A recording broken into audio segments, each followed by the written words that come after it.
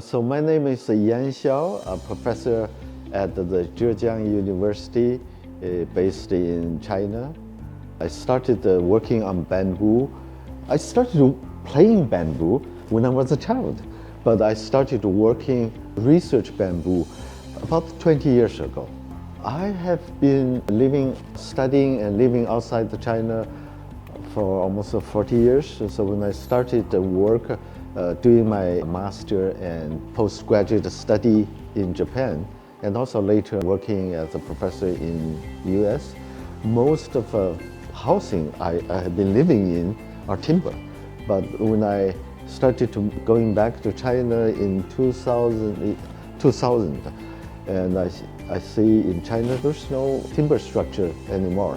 Everything is masonry or concrete, and although traditionally China is a timber country, the Asian structures, but then, however, then later on I found this kind of laminated bamboo as a beautiful local material. So started to think about whether it can combine the knowledge about modern timber structures with this kind of laminated bamboo. So that's how I started.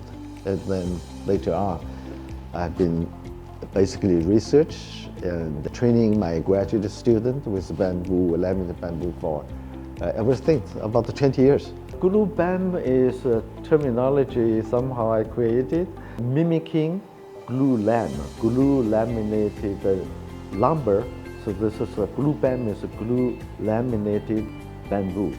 So basically, it's actually kind of engineered bamboo, trying to duplicate design properties and potential usage of laminated timber. So basically, that's the original idea. Yeah. First of all, the advantages about using bamboo in construction is because bamboo grow very fast, every 3 to 5 years mature. So it's essentially very green material and have a very more absorb carbon. It's a sequester of carbon dioxide. The bamboo itself has those kind of advantages. Then by using engineering process, engineered bamboo, so basically we're able to create modern engineered timber-like material. So it is possible to build the structures using bamboo material in the form of engineered bamboo, similar to engineered timber structures. So recently we finished the design and the construction of a 7-story building, multi-story building. So probably it's the first and also tallest engineered bamboo building in the world. The main challenges are trying to, because there's no technical code to design or construct such building with bamboo, engineered bamboo for this size of the building. So we have to try to collect all our existing research data and meanwhile reference the existing timber building code. So that's one part for design. Another part of the challenge is the manufacturing.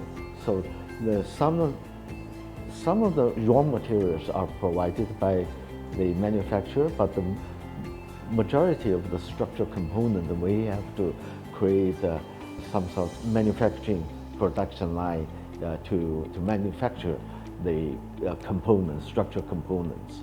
And so those things. And also certainly the building was mainly constructed by my team. Most of them are graduate students, assisted with some carpenters. So no one has ever done a building with this size. That's the challenge, and certainly it's also exciting exercise. I think when we started doing the research with engineered bamboo 20 years ago, at first many of my colleagues don't really see this as too much potential. They think this is obsolete research. But however, I do have a belief that using bio-based material has the great potential in today's trend towards sustainable construction. Well, 20 years ago, but now I think it's everybody see this is a new trend, and this is a lot of potential.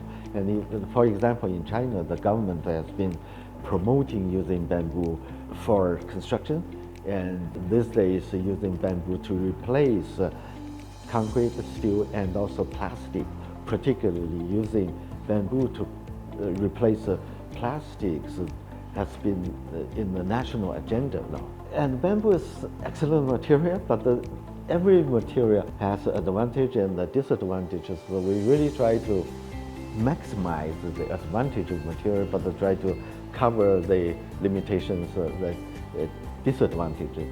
I think bamboo, as for engineering material, for engineered bamboo, the process need a little bit more process that you have to, because bamboo is so thin shell, basically you have to integrate that to a solid size. That process has already some standard process, but I think there's room to optimize, to improve, and that's one area. Another area, bamboo is biomaterial subjected to mold, attacked by worms, other things, deterioration. On those things need additional research, and also fireproof. Those are the difficulties that we have to overcome. There's certain existing methods already developed, but I think there's still more to develop in the near future. Like timber, it's already a mainstream structural material in developed countries, Europe, US, North America, and Japan. I think bamboo has a great potential, and also it's really our dream to make bamboo, eventually bring bamboo to the mainstream construction material. The potential is there because the bamboo is so available in the mountains, everywhere, in Philippines, in China, particularly Asia, and also particularly in developing countries. That potential is there, but there's just more work that needs to be done in research and also supply chain, the manufacturing sectors. I think that there's still a lot of work to do, and functional organizations need efforts from every sector of the society. Plays a very significant role in the further development of bamboo. The officials of government, working in government sector, really need to understand that the benefits of bamboo for improving life. But basically, under the United Nations Global Sustainable Development, there's many aspects bamboo can play a good role, improving people's life, improving the income, improving the social inequality, and when I think the government agencies need to lead, and certainly developing proper policies to encourage people and providing certain funding for that. That's very important. The university professors need to definitely, this is a new material, and this is essentially, they really need to recognize this is a new direction, which is not an obsolete direction. It's really at the far front of the most advanced the area that they need to devote their efforts in that research, so they can publish top-notch journal papers and train the best students, graduate students, PhDs, and certainly like Base has been doing a great job, that particularly like in Philippines, that bridge the academia and industry, and also the end users. I think Base has been doing a lot of good things. They really admire your efforts. Advice to them is really always try to think about that this is bamboo is a future trend. I think just simply think about that there's so much material available for graduate students. I always, like for PhD students, I always try to encourage them to see the future. This is the future. Is not only this material so available, such good material, but meanwhile, this area is a so complicated area. So there's a lot of complicated academic challenge in there. That's the place that you can challenge, write good papers, and publish good papers.